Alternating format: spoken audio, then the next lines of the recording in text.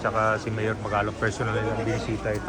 Project details nito, meron pang upgrading of Sunog pumping station, another 94 million. Itong pumping station, medyo hindi pa lumala yung baha. Pero nung nagawa na to, doon na daw lumala yung baha dito, grabe. Ito yung pinaka-controversial na pumping station dito sa Manila, ang Sunog.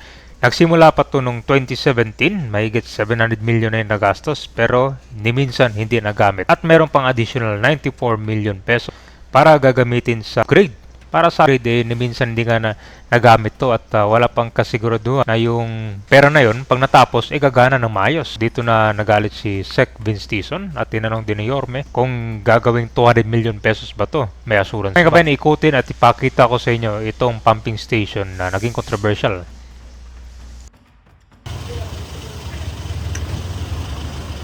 Malaking skandal na flood control project kabayan, Sunog pumping station. So ngayon pumunta si Yorme dito, Secretary Vince Tison, tsaka si Mayor Magalong para personal na inspeksyonan ito. Grabe, ang laki ng nagastos nito, million na. Tapos nung nabalitaan na yan, hindi gumagana, grabe. Tapos meron mga additional na pantong gagastusin ngayon, 94 million para daw upgrading. Grabe, ilang beses na na-fund to ganun pa rin.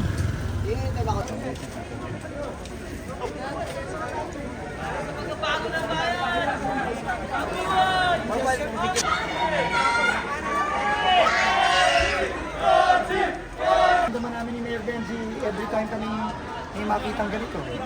Kung ano yung nararamdaman ng mga kababayan natin every time na umuulan dito.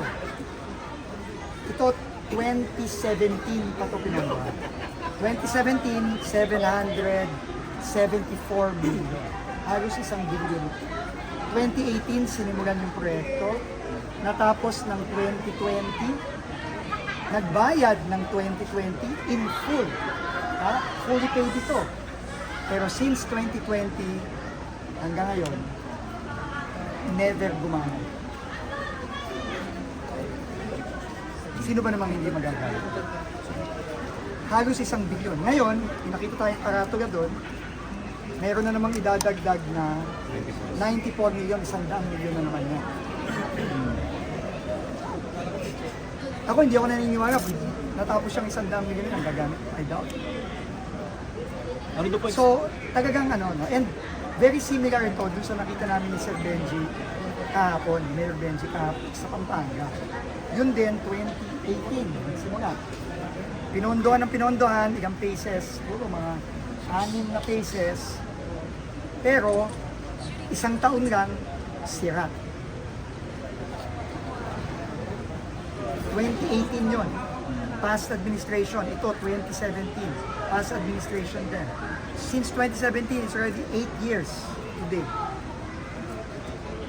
At ang pinakamasama doon, and I'll allow Yorme to explain, imbes na makatulong. So nandito na tayo sa Sunog Apo Gabayan. Ito po yung pumping station dito. Ito yung naging talaga isa sa malaking skandal dito sa pumping station. Ang laki na pala ng nagastos nito.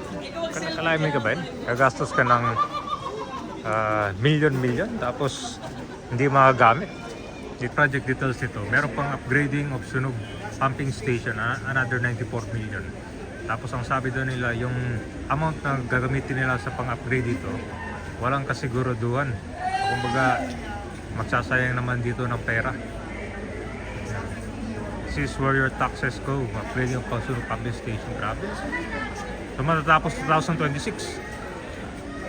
Kaya ba yun, ini-interview ngayon si Secretary Con dito ngayon na Stephen. Kaya ba yun, pakita natin, ito yung itsura. Ito, nakikita mo to, ito yung kon yan pangsala ng basura yan.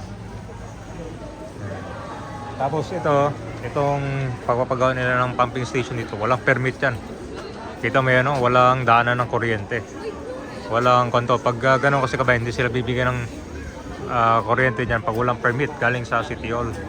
So dito gumagamit lang sila ng ito lang ginagamit nila. Gumagamit lang sila ng generator para ma-operate itong pumping station. Yan, yung baha dito, grabe.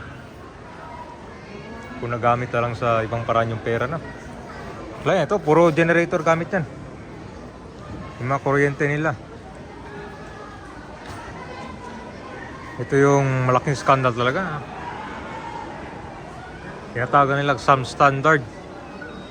Yan, tingnan nyo, kayo mag-assess dito. Pakita ko na sa inyo yung itsura nitong itong flood control. So, 4 na kwanto, pump gate. So, yan po yung latest project ngayon, 94 million. At yun, upgrade. So, mukhang papahinto na naman to. Tayo na, kung nagamit na lang sa ibang paraan yung pera, no? Yan yung estero, yan yung daan ng tubig. Puro basura pa nandito. Grabe ka, kwanto. Grabe ka, palasubas to ah. Yan yung atindi yung kwan dito. Talagang, binaboy.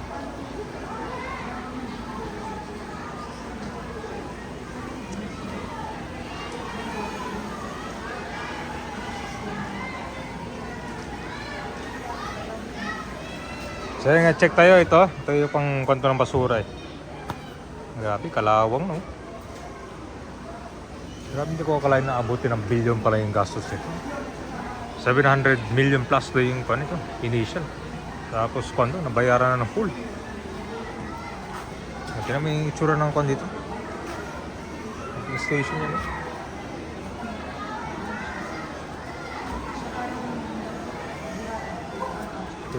Ito yung mga buttons na.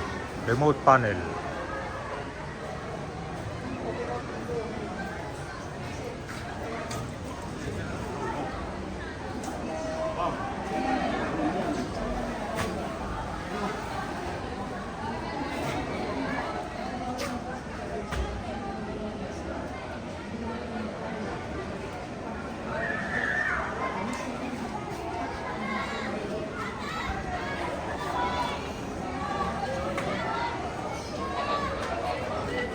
Generator.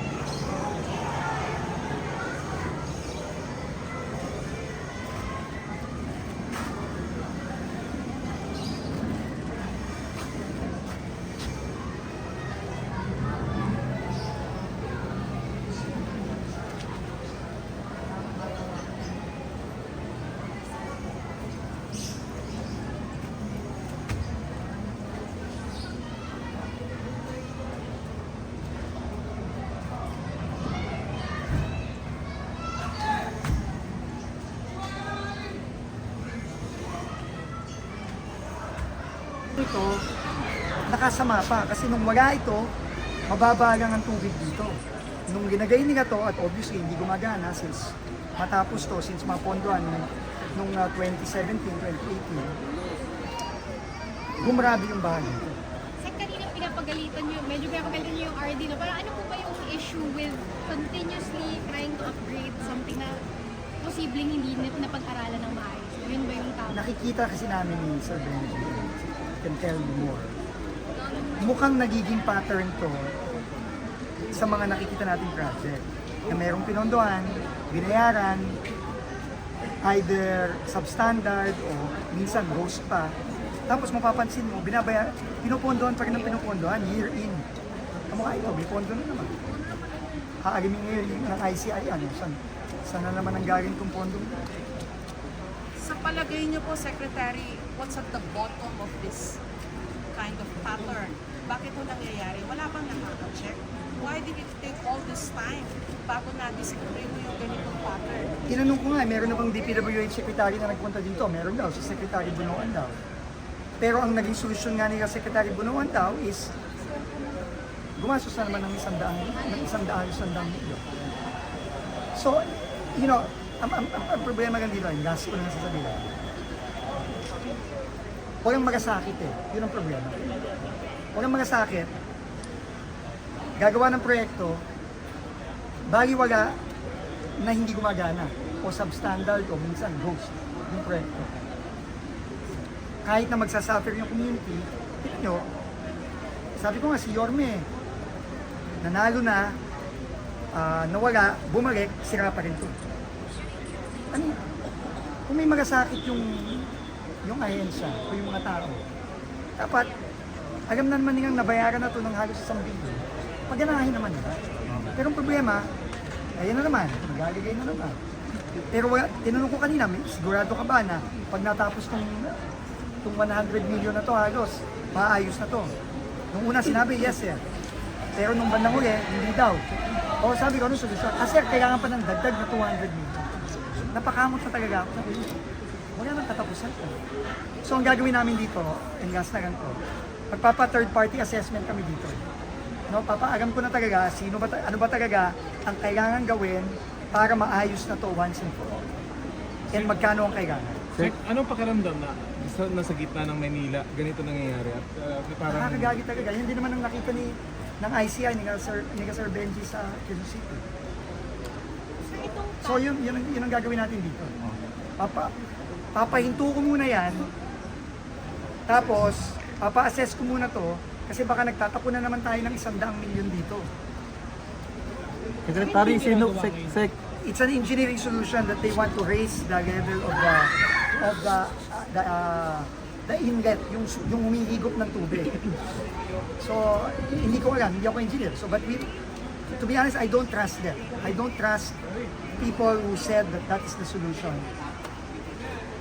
Simply because it's inside DPWH. Secretary, how about yung contractor behind this project? sino yung contractor, Sec? Of course, they're liable. Hindi gumagana, nabayaran sila ng buo. Sino po yung contractor? Ano daw? Ano? Sino yung contractor? Yung bago. Hindi yung luma. B2. Sir, itong pattern na to na paulit-ulit piniphasing yung mga projects, ulit-ulit pinopondohan, is this something nag-start sa past admin or based on... I think this has started way, I don't know when. But clearly, this is proof. Yung kahapon, 2018 yun, ito, 2017. So, kaya tama din yung EO ng Pangulo na 10 years. Tama lang yun, yung trabaho ni Sir Benji. 10 years. And all infra, not just that. Sec, Sasagitain mo na sila Yorme. Sa local lang to, sa local. Kasi naging usap sa Maynila lang sa naging usapin to nung kampanya eh. Sa congressman dito nagpapaliwanag, okay naman daw to, medyo sirado ng konti. Ano sira ng konti? Hindi nga gumana. Hindi nga gumagana to since Parang natapos. na-downplay lang yung issue na to, sir. Hindi ko alam. Mayor, This is the greatest scandal of District 2 of Manila. Di ba tayo nahihiya sa mga taga-sulat ako? Ulitin natin. You go around, you ask the people around. Nung wala tong pumping station na to, manageable lang tubig dito. Kasi katabi namin ng ilog. Until mag-overflow ang ilog, saka lang kami makakatikim ng baha. In the absence of overflow, normal lang buhay namin. Nung nagkaroon ng pumping station, supposed to be flood control, it became flood uncontrolled.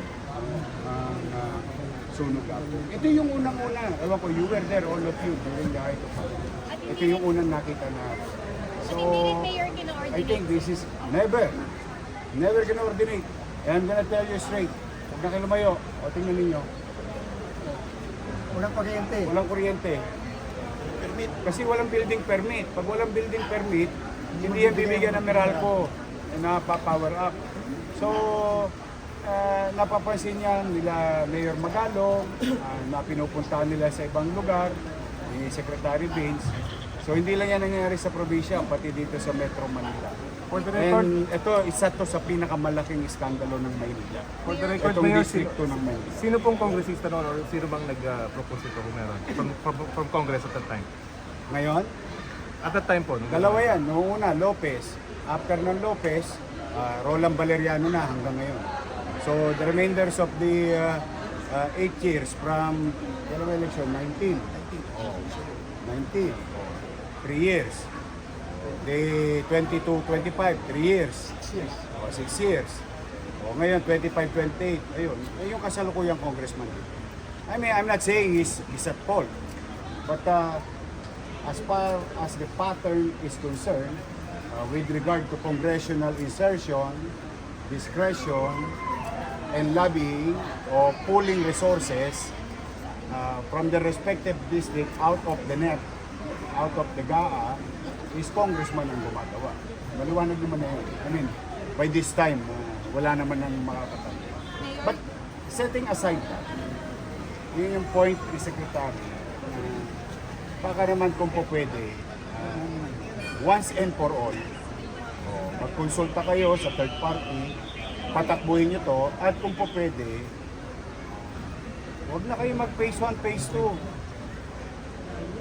Ang dami ng phase, sa kakapala ng mga mukha ng mga kumita rito. Let's address the problem because the people of Sunog Apo is paying the price.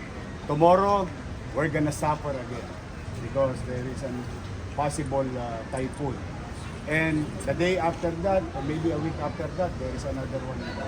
So, sa akin, ako pinakikisuyo kila Sec Vince at sa DPWH family na kung po pwede, sabihin na yung solusyon kay Secretary, magkano kakailanganin kaysa ataduhin nyo ng ataduhin 94 ng 94, wala namang mangyayari. So once and for all, umaapila naman kami bilang lokal na pamahalaan sa national government. Mayor, yung kawalan ng permit, ito lang ba or marami na yun? Lahat.